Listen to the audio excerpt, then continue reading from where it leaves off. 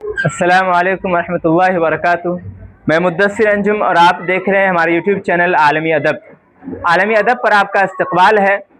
आज हम लोग 10th क्लास का उर्दू पढ़ रहे हैं और सब्जेक्ट है मज़मून। पहले हम लोग जानने की कोशिश करेंगे कि मज़मून किसे कहते हैं, उसका परिभाषा, उसका डिफिनेशन जानते हैं। कहते मज़मून जिसमें किसी एक मखसूस उन्वान पर सैर हासिल बहस होती है उसे मज़मून कहते हैं।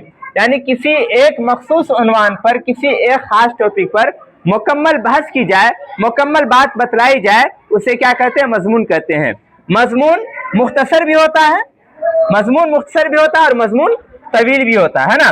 ज़रूरत के एतबार से मज़मून लिखा जाता है। मज़मून की अलग अलग किस्में होती हैं, है ना। इस्लाह के ऊपर लिखा जाए तो इस्लाही मज़मून कहते हैं, साइंस के ऊपर लिखा जाए तो साइंसी मज़मून कहते हैं। तो मज़मून की अलग अलग किस्में होती हैं। मज़मून एक हमारा चैप्टर में निसाब में शामिल है जिसका नाम है आलमी हिद्दत, है ना। हम लोग पहले उसके बारे में जानकारी हासिल कर लेंगे। आलमी हिद्दत ही को अंग्रेजी में ग्लोबल वार्मिंग कहते हैं, है ना। कहते हैं ज़मीन सभी जानदारों के लिए मुनासिब है। क्वेश्चन पूछ लेता है कि ज़मीन सभी जानदारों के लिए मुनासिब है या गैर मुनासिब, तो हम बोलेंगे कि ज़मीन सभी जानदारों के लिए मुनासिब है। आगे है ग्लोबल वार्मिंग एक संगीन मसला है। क्या है? एक संगीन मसला है। क्वेश्चन बनेगा कि बताइए ग्लोबल वार्मिंग कैसा मसला है, तो हम कहेंगे कि एक संगीन मसला है।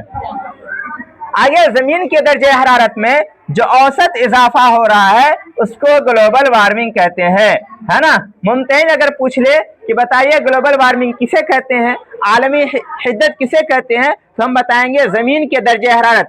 दर्जे हरारत बोलते हैं टेम्परेचर को, यानी जमीन का जो टेम्परेचर औसत, उसमें जो औसत इजाफा हो रहा है, जो थोड़ा थोड़ा करके उसकी तमाशत अर्जी बढ़ रही है, उसी को हम लोग क्या कहते हैं? ग्लोबल वार्मिंग कहते हैं। अगला पॉइंट है कार्बन डाइऑक्साइड में 31% इजाफा हुआ है ना। अगर पूछे कि कार्बन डाइऑक्साइड में कितना इजाफा हुआ है, तो हम बताएंगे 31%। जमीन का दर्जे हरारत, दर्जे हरारत, हरारत बोलते हैं टेम्परेचर को। जमीन का दर्जे हरारत पिछले 100 वर्षों में 0.75 डिग्री बढ़ गया है ना। ग्लोबल वार्मिंग की वजह green house gas, green house गैसों की असरात बेशुमार हैं, जैसे कारखानों का खुलना, जंगलों का कटना, मोटर गाड़ियों की तादाद में इजाफा है। अगर पूछेगा ग्लोबल वार्मिंग के असरात क्या है, तो उसके असरात क्या है?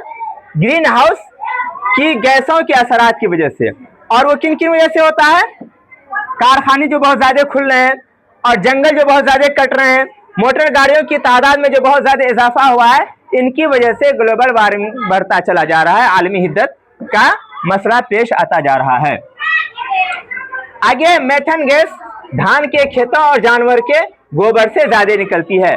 अगर पूछ ले कि बताइए मेथन गैस किससे निकलती है, तो हम कहेंगे धान के खेतों से और जानवरों के गोबर से। ये दो चीज से मेथन गैस ज्यादा निकलती है। कह रहे हैं क्योटो में ग्लोबल वार्मिंग पर कॉन्फ्रेंस 2007 में हुई है। Very very important, very very important. ये क्वेश्चन हमेशा आता है कि बताइए क्योटो में ग्लोबल वार्मिंग पर कॉन्फ्रेंस कब हुई, तो हम बताएंगे 2007 में हुई। आगे है बाल विज्ञान कांग्रेस 2008 भारत के शहर दीमापुर में मुनअकिद हुआ था।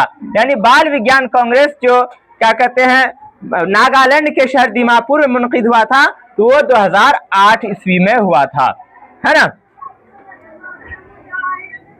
आगे है ग्लोबल वार्मिंग से बचने के लिए तलबा को अब्दुल कलाम साहब ने, एपीजे अब्दुल कलाम साहब ने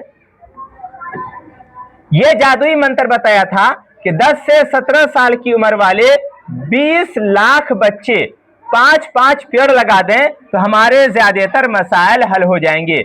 आपको पता है 2008 ईस्वी में जब बाल विज्ञान कांग्रेस कॉन्फ्रेंस हुआ था, तो उसके मेहमान खुसूसी, उसके मेहमान खुसूसी कौन बने थे? एपीजे अब्दुल कलाम साहब, एपीजे अब्दुल कलाम साहब, है ना। और इन्होंने अपने खुतबे सदारत में ग्लोबल वार्मिंग से बचने के लिए एक जादुई मंत्र बताया था कि अगर 10 से 17 साल की उम्र के 20 लाख बच्चे अगर 5-5 पेड़ लगा देंगे तो ग्लोबल वार्मिंग का ज्यादातर मसला हमारा क्या हो जाएगा, हल हो जाएगा। यह रहा हमारा आज का वीडियो। उम्मीद है आपको पसंद आया होगा।